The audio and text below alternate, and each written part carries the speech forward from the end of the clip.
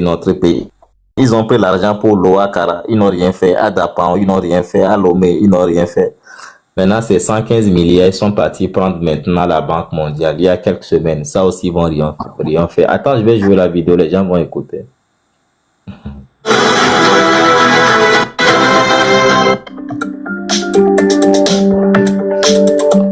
Tout d'abord, je voudrais remercier le ministre d'avoir pris la peine et toute son équipe et tout le monde de pouvoir être avec nous. Ce matin, c'est Madame Marie-Chantal Ouwa qui parle. C'est elle qui est la chef division du groupe de la Banque mondiale pour la Côte d'Ivoire, le Togo et le Bénin.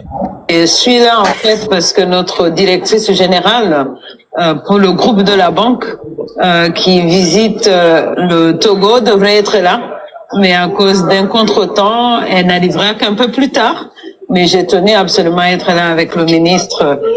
Pourquoi est-ce que c'est important pour nous? Le poids que représente le port dans l'économie togolaise est tellement importante que la façon dont le port fonctionne va avoir un impact en termes de performance de l'économie, en termes de création d'emplois. Et donc, pour une institution comme la nôtre, qui a comme boussole de créer plus d'emplois et surtout plus d'emplois productifs.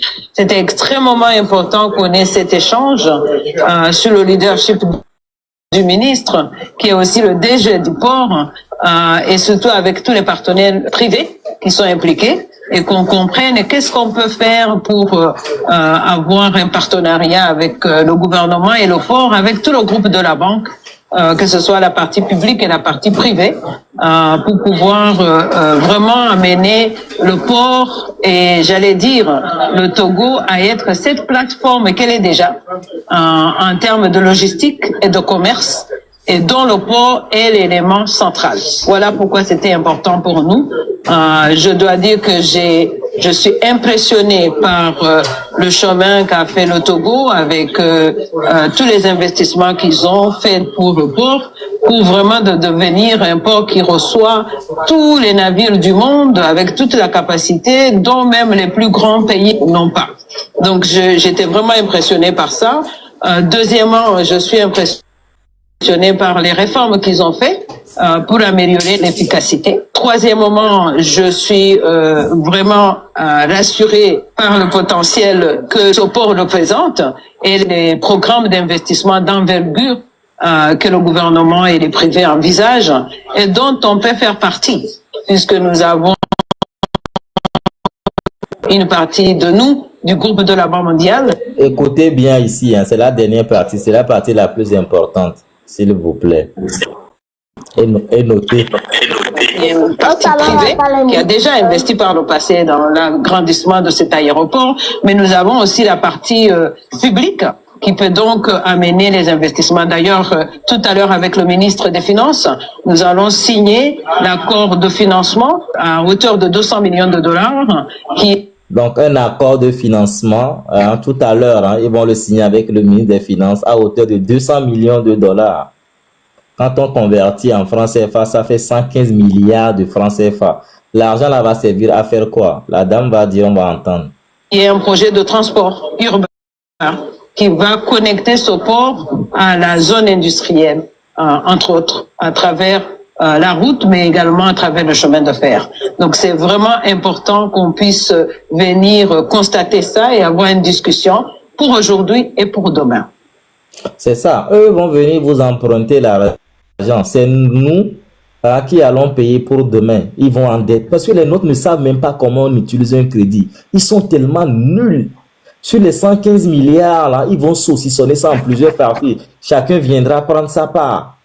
Et tous les quartiers environnants au port, là, à Kodé-Sewa, à Dakpame, à Blogame, tout ça, normalement, toutes ces routes-là, Bénédicte, tout ça, là, il fallait normalement refaire ça. Les fonds, là, doivent être utiles pour ça. Et puis après, mettre en place le chemin de fer qui va relier à des Tikopé, c'est-à-dire le port sec, donc le Apia, plus le port autonome de Lomé. Mais attendons voir s'ils vont faire ça ou pas.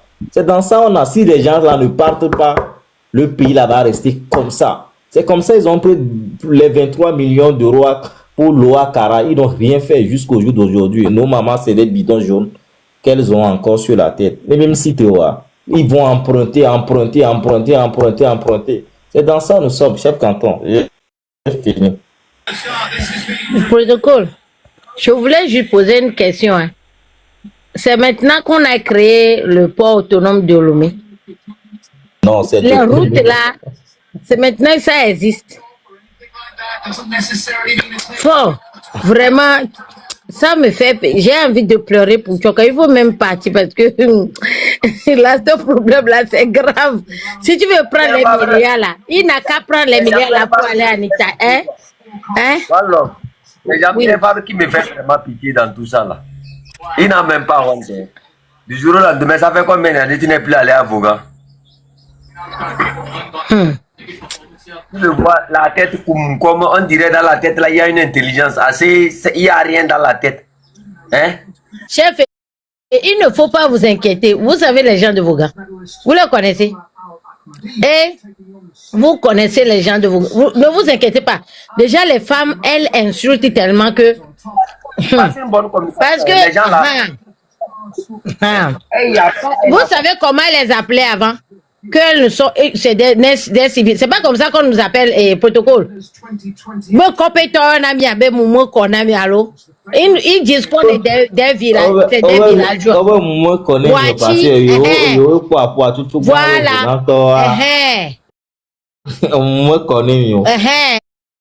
Ils disent qu'on n'est pas civilisé.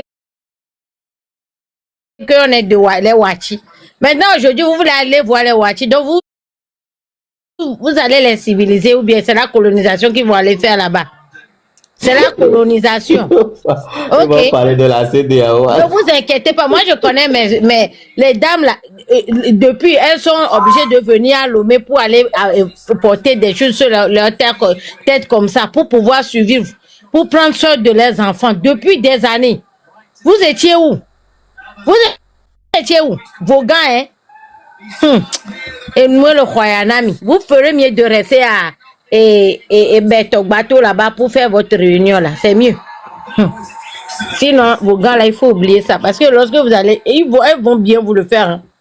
Vous voyez les femmes là, quand tu tombes dans le problème d'une maman de vos gars là, il faut même t'enlever en même temps. Sinon, elles vont t'insulter. Moi, chef, je vais vous raconter une histoire. Hein. Il y avait... Pardon, oui. Grand soeur. Oui. Permettons à notre Yusa là de nous dire quelque chose. Ah, ok, Yusa, allez-y. Allez-y. Est-ce que lui là, il est monté vraiment?